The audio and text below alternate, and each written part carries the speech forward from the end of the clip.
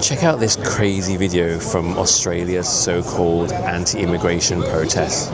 This video captures the hostile reaction of a group of neo-Nazis towards a Chinese dude who attempts to join their protest.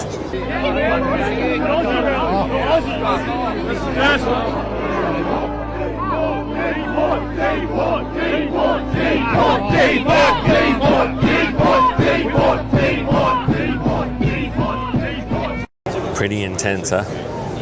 And almost just as intense was the reaction from the general public.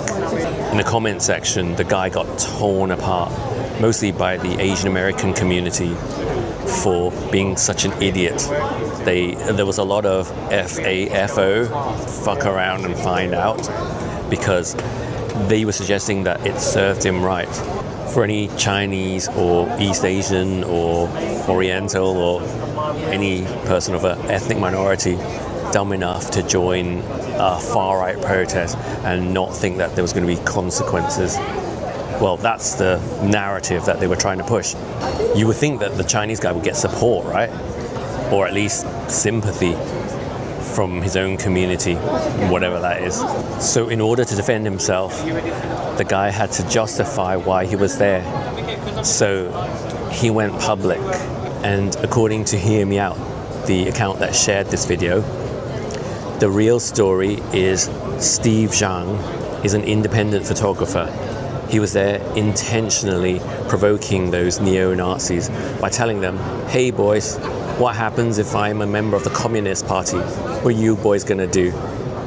And he goes on to say, I sincerely apologize to Steve Zhang for misinterpreting the video I shared. Thank you for bringing awareness and for having the courage to attend a rally alone where Asians face discrimination.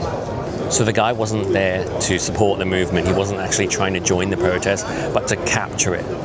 And he deliberately provoked them. The video had been shared by another big account where it went mega viral. And so that account also apologized to Steve. And this is what Steve commented there.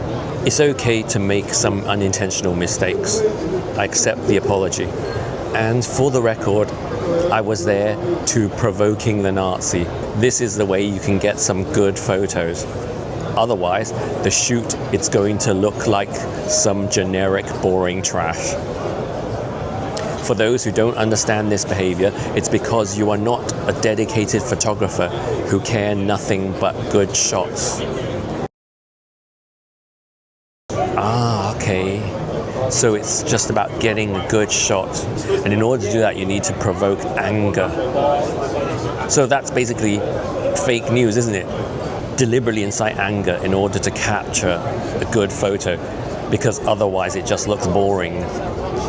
He just admitted it there, that this is what they do.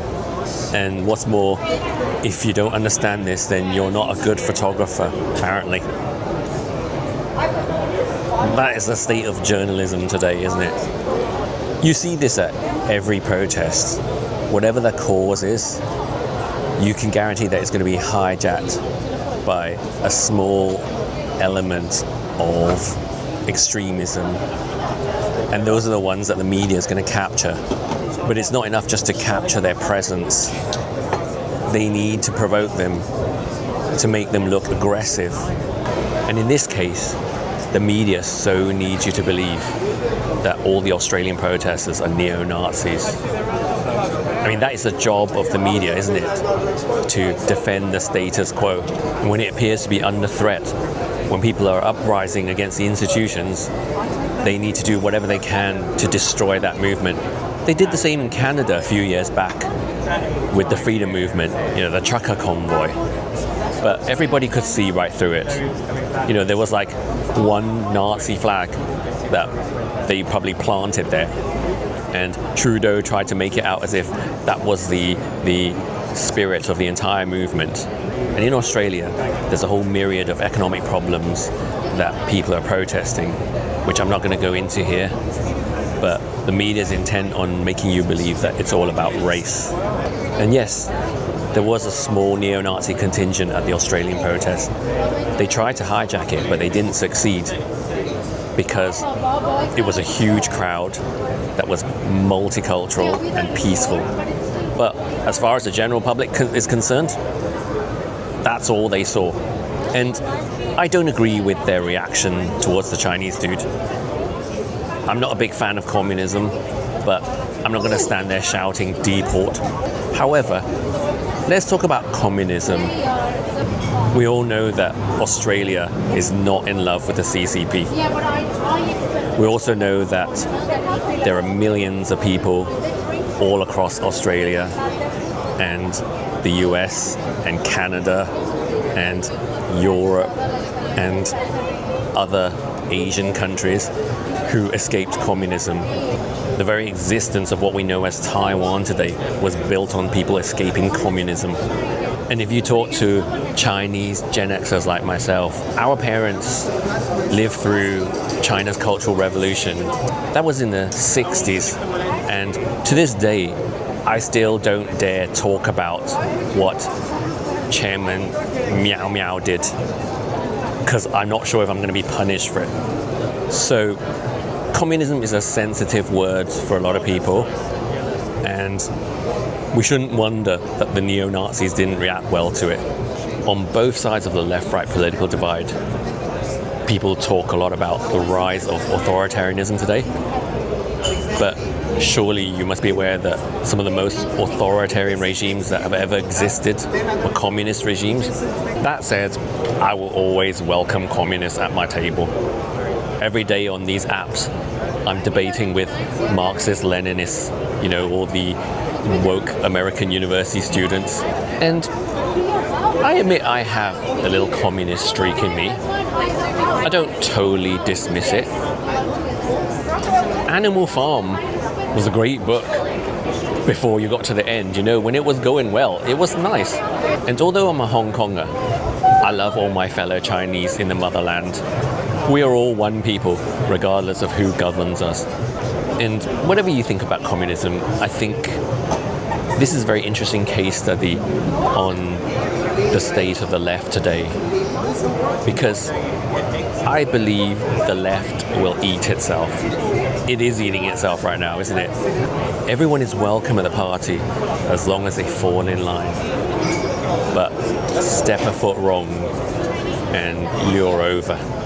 If you cross that identity line, even inadvertently, through your associations, not just your actions, but who you affiliate yourself with, you're finished. If you express a modicum of wrong thought, they'll come for you. So this hapless Chinese photographer, who should have been supported by the community that purports to be opposed to this type of discrimination that he faced, ended up being the ones to discriminate against him even worse, en masse. And to defend himself, he had to out himself and give away the trade secrets that they're not supposed to share. We weren't supposed to know that they create fake news by deliberately inciting anger just for the lens. But now we do, in case you didn't already know this. So what are your thoughts on this? I had some very interesting comments on a previous post I did about the Australian protests from people who were there, and they explained to me what were the issues that matter to them. So if there's anyone else out there seeing this from Australia, if you want to explain what it was that got you out there, do let me know.